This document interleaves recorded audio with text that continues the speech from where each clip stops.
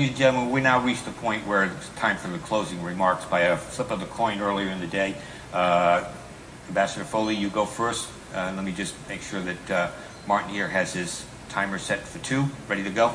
You have 2 minutes, sir.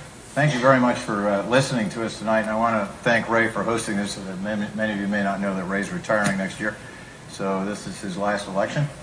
Connecticut is at a crossroads. Governor Malloy and one-party rule have brought us where we are.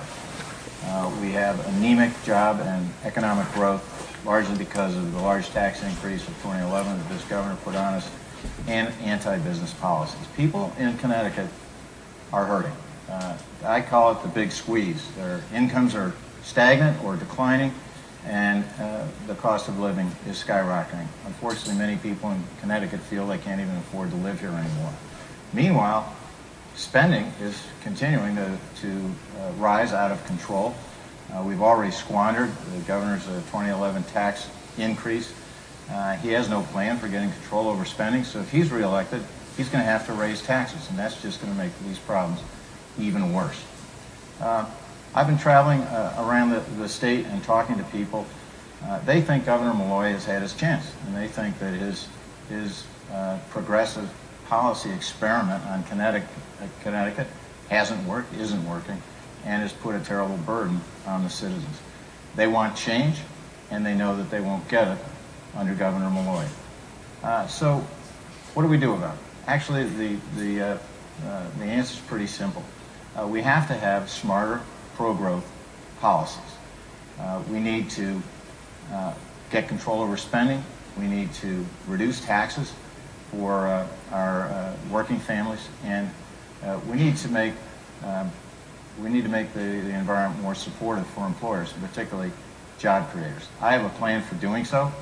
It's called the Restoring Pride and Prosperity to Connecticut. It talks about how we're going to get this done. Time's up, sir. And I hope you'll read it, and I look forward to taking Connecticut in a better direction. Thank you. Governor, you get 2 minutes. Well, thank you.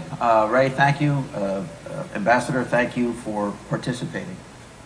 Earlier today, I was at a school that had been closed, a technical school that had been closed by one of my predecessors. And today we opened it.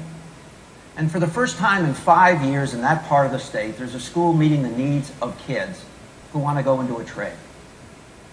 That got done under my administration. And you can say as many nasty things about me as you want. I take pride in what we're doing, making sure that young people have a pathway to success. You know, my dad only went as far as 8th grade, had to leave to help support the family that he was part of. He'd be 102 today. If he looked around at Connecticut and saw what we've done and what we're continuing to do while his youngest son is governor, he'd be impressed. I can look myself in the mirror and say, Dad, I'm trying to do what you would do. Plan for the long run. No shortcuts. Get control of spending. We're doing that. Get control of taxes. We're doing that. Make appropriate investments. We're doing that.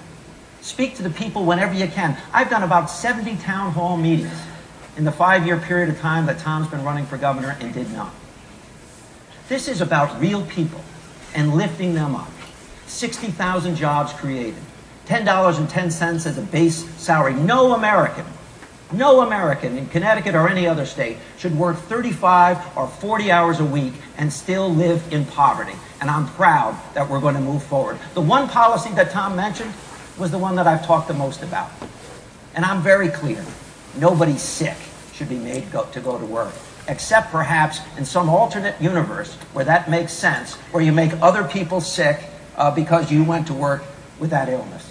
So I'm proud of what we're doing. We're building a stronger and better Connecticut. We are investing in the future. Thank you. Ladies and gentlemen.